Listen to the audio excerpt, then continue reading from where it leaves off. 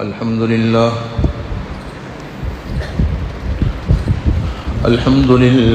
وحده والصلاة والسلام على من لا نبي بعده أعوذ بالله من الشيطان الرجيم بسم الله الرحمن الرحيم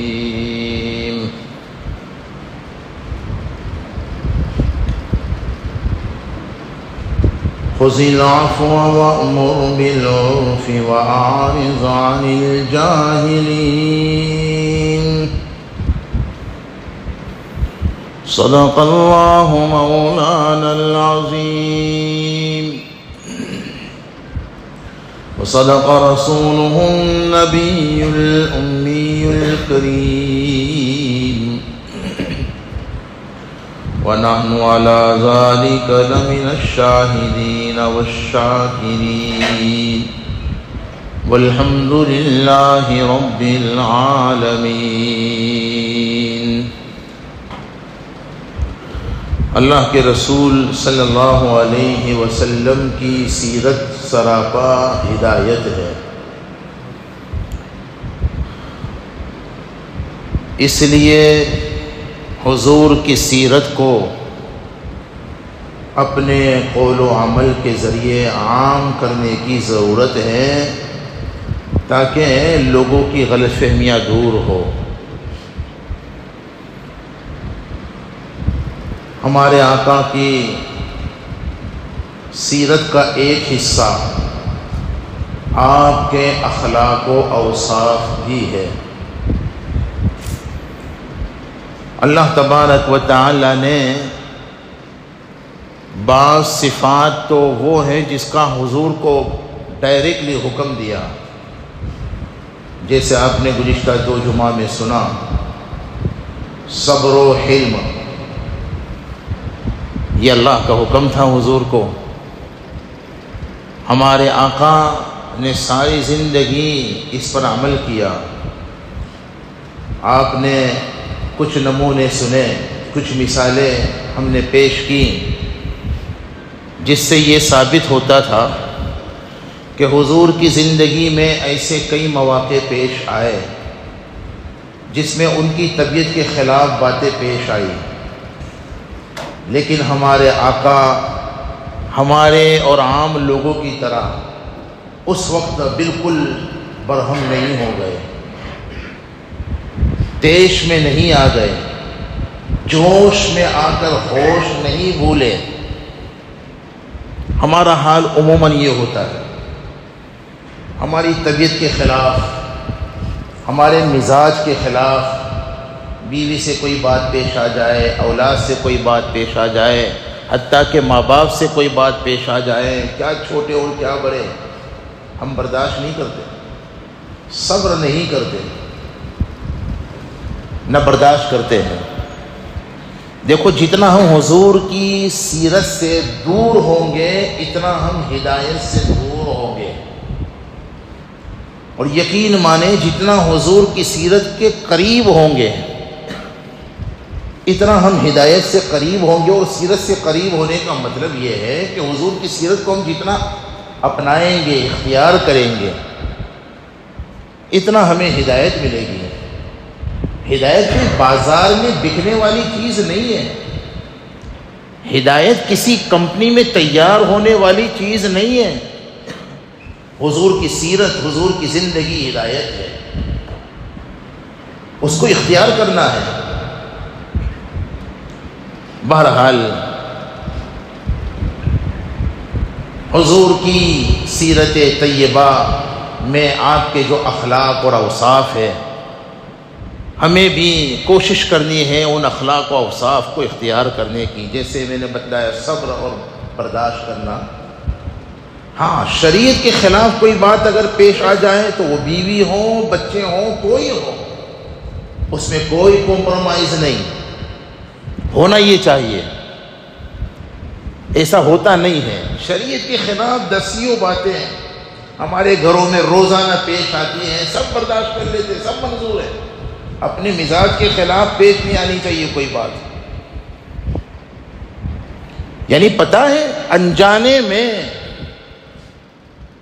ہمارا یہ عمل، ہمارا یہ رویہ بتلاتا ہے کہ ہمارا مزاج برا ہے، شریعت کا حکم برا نہیں ہے، الیاذ باللہ العظیم۔ اس لیے مزاج ایسا بناؤ، اپنی طبیعت کے خلاف کوئی بات کسی سے بھی کہیں بھی پیش آ جائے، جہاں تک ہو سکے برداشت کر لو۔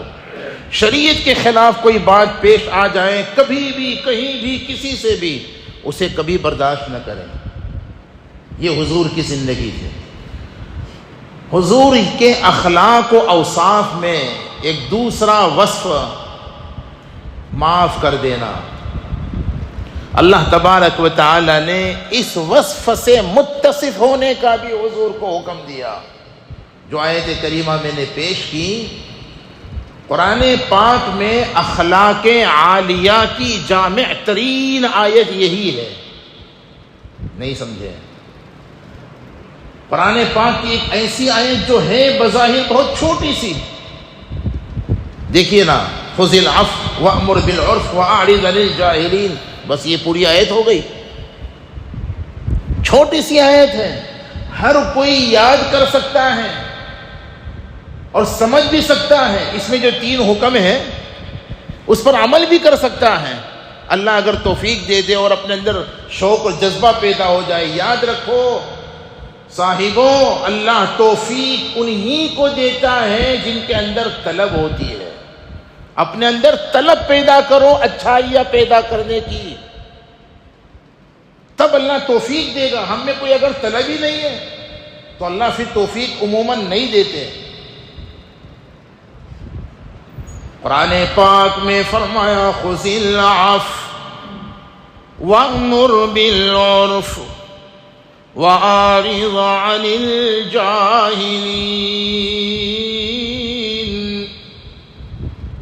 میرے محبوب صلی اللہ علیہ وسلم معاف کیجئے،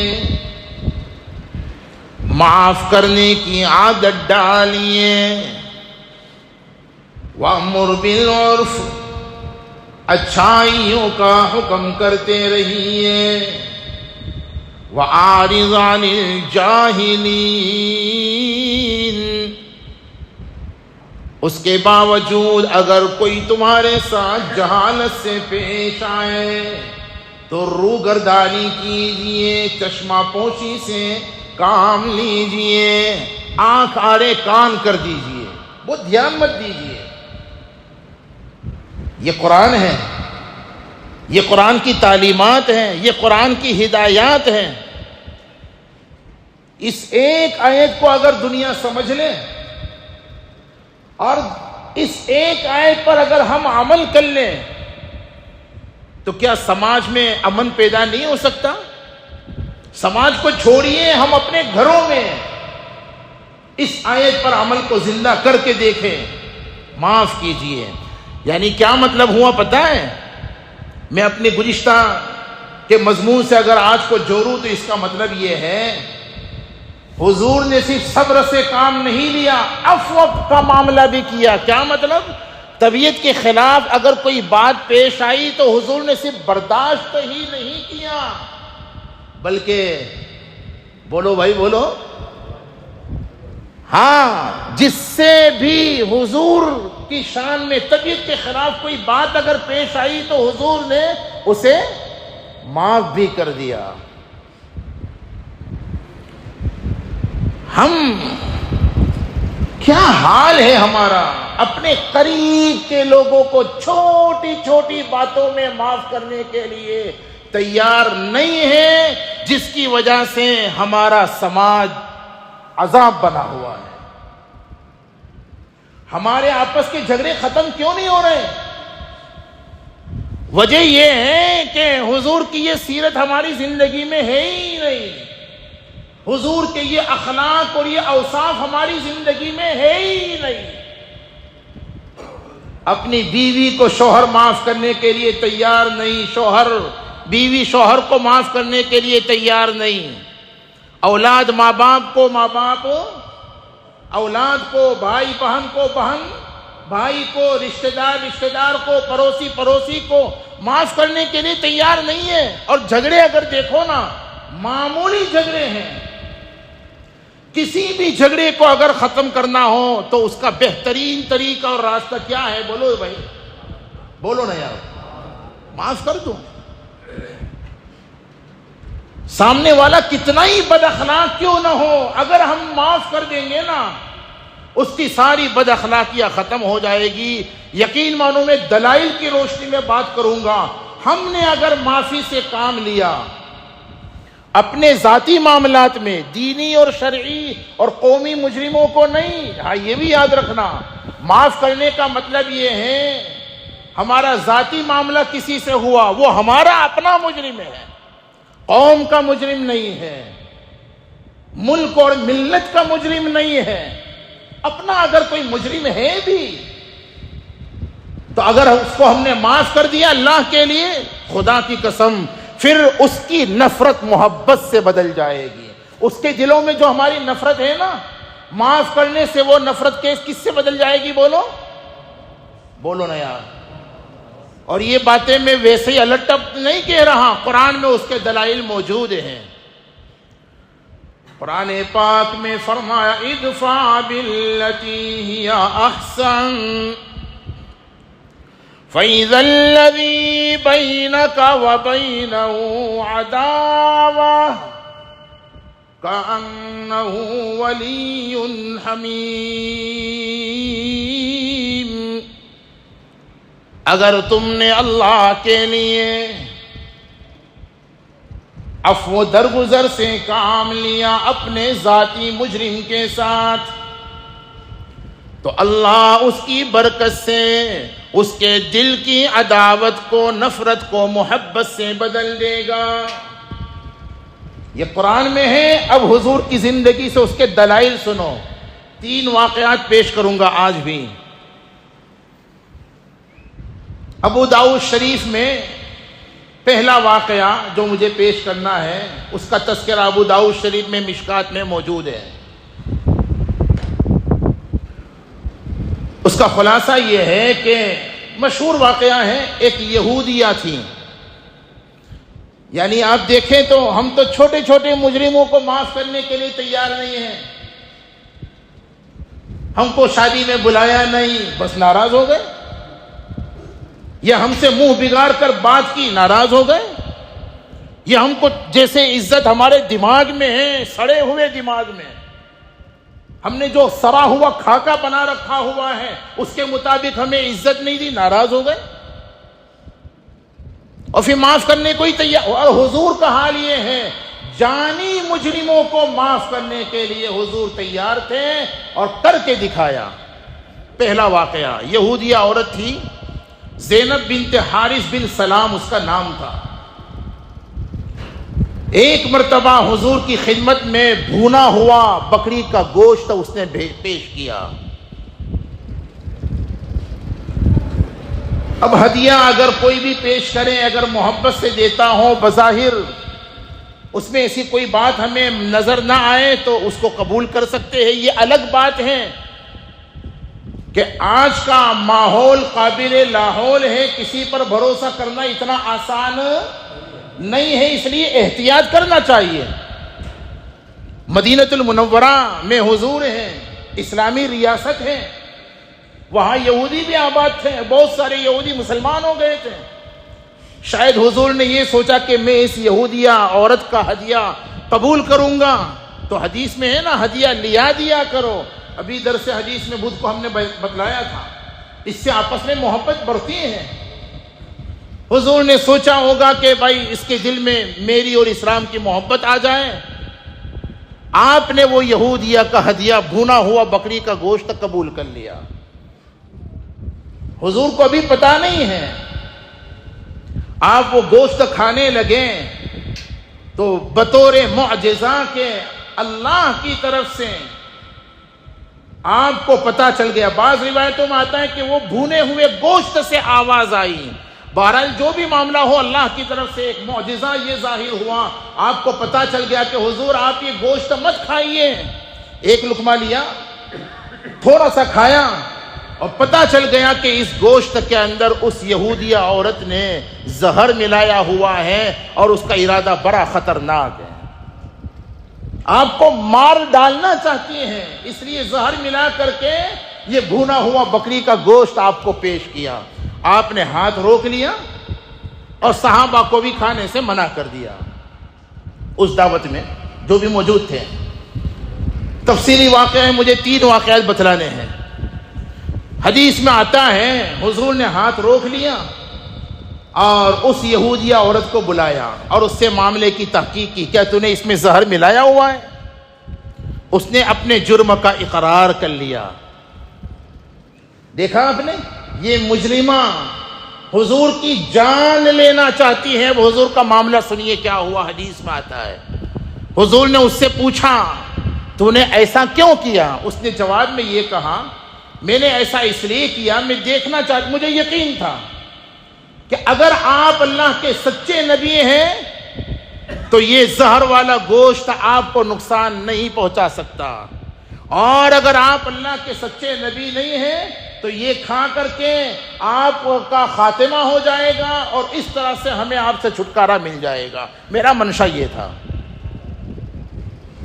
حدیث پاک کے الفاظ یہ ہیں، ہمارے آقا نے اسے معاف کر دیا اور اس سے کسی قسم کا کوئی انتقام اور بدلہ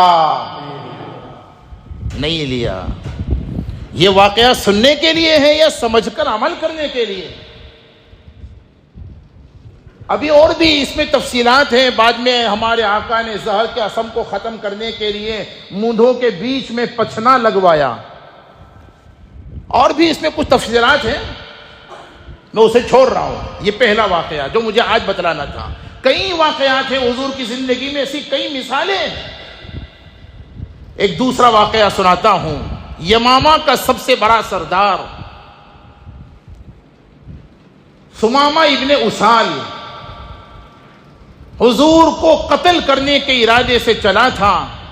حضرات صحابہ رضوان اللہ علیہ مجمعین نے اسے پکڑ لیا اور پکڑ کر حضور کی خدمت میں لائے۔ اس زمانے میں یہ جیلوں کا سسٹم نہیں تھا۔ ریاست اسلامی ریاست مدینہ المنورہ میں ہمارے آقا نے مسجد نبوی کے ایک ستون کے ساتھ اس جانی دشمن کو بندھوا دیا۔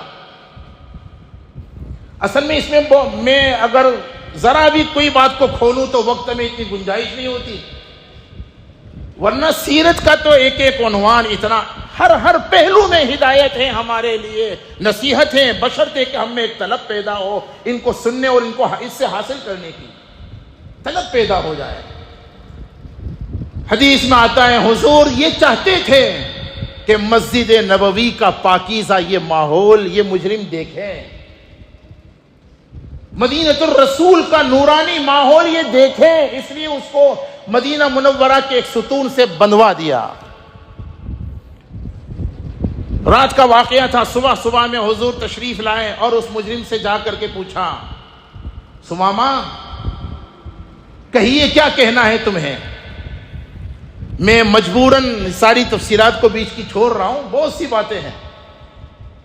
اس نے کہا کہ صاف سیدھی بات یہ ہے مجھے آپ سے خیر کی امید ہے، اور خدا کی قسم جان کے دشمن بھی آقا کے اخلاق اور اوصاف کو جانتے تھے کہ یہ دشمنی میں بھی کسی کو نقصان نہیں پہنچا سکتے۔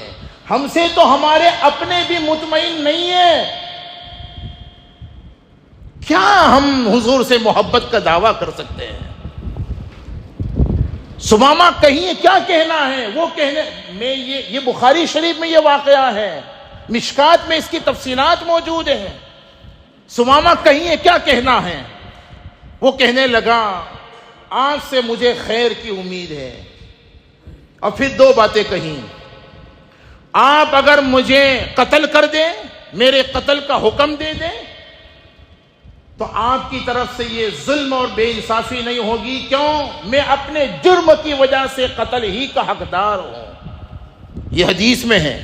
اسے خود اس بات کا اقرار تھا کہ میں خطرناک قسم کا مجرم ہوں، لیکن اگر آپ مجھے معاف کر دیں گے تو ایک قدرداں اور مجھے ایک قدرداں اور شکر گزار پائیں گے، نمک حرام نہیں پاؤں گے۔ حدیث میں آتا ہے حضور اس دن وہاں سے چلے گئے اور اس کو ویسے ہی رہنے دیا، دوسرے دن پھر آ کر کے وہی سوال اور اس کا وہی جواب، تیسرے دن بھی وہی سوال وہی جواب۔ حدیث میں آتا ہے حضور نے اس جانی مجرم کو کھول دیا اور چھوڑ دیا اور معاف کر دیا، کوئی انتقام نہیں لیا۔ یہ آیا کیوں تھا حضور کو؟ بولو، قتل کرنے کے ارادے سے۔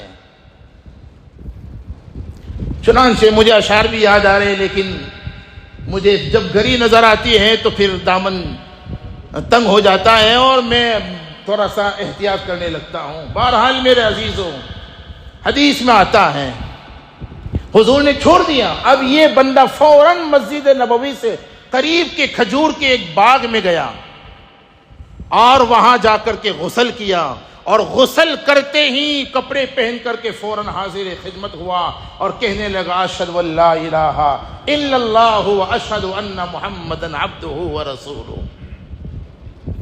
اور حدیث پاک میں بخاری میں وہ الفاظ موجود ہے، پھر کہنے لگا، میں نے کہا تھا نا کہ اگر ہم اپنے جانی اور ذاتی مجرم کو اللہ کے لیے معاف کر دیں تو اس کی برکت سے اللہ اس کے دل میں ہماری جو عداوت و نفرت ہے اس کو محبت سے بدل دیتے ہیں۔